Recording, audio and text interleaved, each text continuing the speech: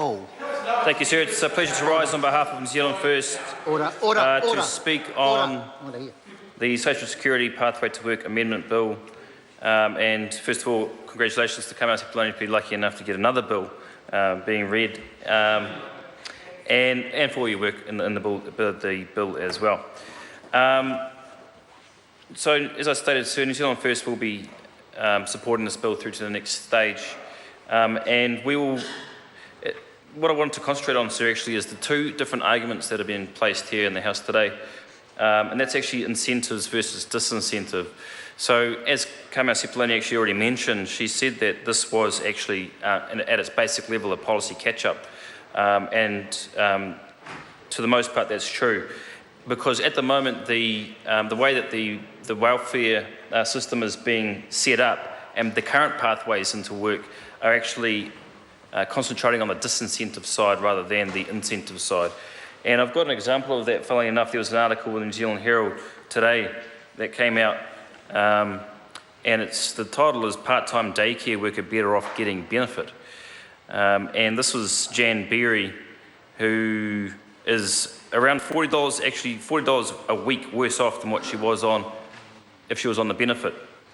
So at $15.50 an hour, she earns around $387 a week, or $331 after tax, and she also gets $107 a week in accommodation supplement and disability allowance. But when her income rose by increasing her working hours, those extras were cut, leaving her around $40 a week worse off than she would be on a benefit. So the way that the whole system is actually revolving around the disincentive pathway, and to ensure that it's actually concentrating on the incentive pathway, there needs to be a lot more done, and Kamau Sepuloni's bill does go some way towards doing that, but not completely.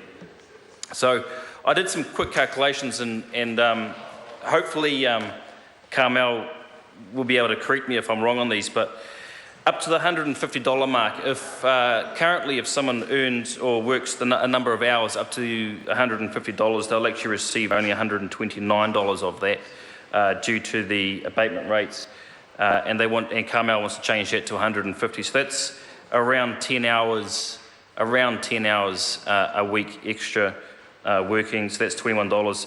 If you go further to the higher abatement rate, up to $200, which is around 13 hours a week extra, it's instead of $185 that you would be earning under Kamau's bill, currently it's $164. Should I just interrupt? The member must always use the full name. Sorry, Kamau as Sepuloni's opposed bill. to the first. Just I'll say the member from now on. So yes. Well, that's the member's bill.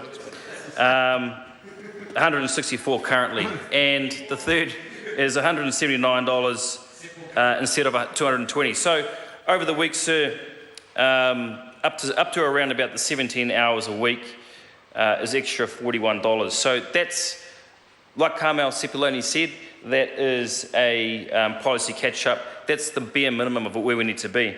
But if we're looking at actually turning it into an incentive, sir, we need to start looking at a pathway that's multi-pronged, multifaceted, and it needs to actually be a framework rather than one-off policies.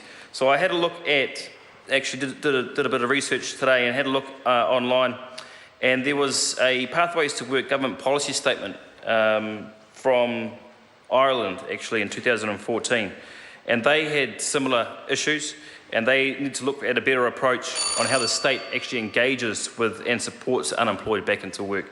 So there were 5 strands that they had. The first one was the more regular and ongoing engagement with the people who are unemployed, greater targeting of activation places and opportunities, the incentivising and take-up of those opportunities, the incentivising of the employers to provide more jobs, and the reforming institutions to deliver better services to people who are unemployed. So, like I said, sir, we will be supporting this bill through to the next stage, and hopefully it gets there. But this is the potential for the start of a more multifaceted framework and a pathway into work, concentrating on the incentives rather than what it is now, which is more the disincentives, sir. Thank you.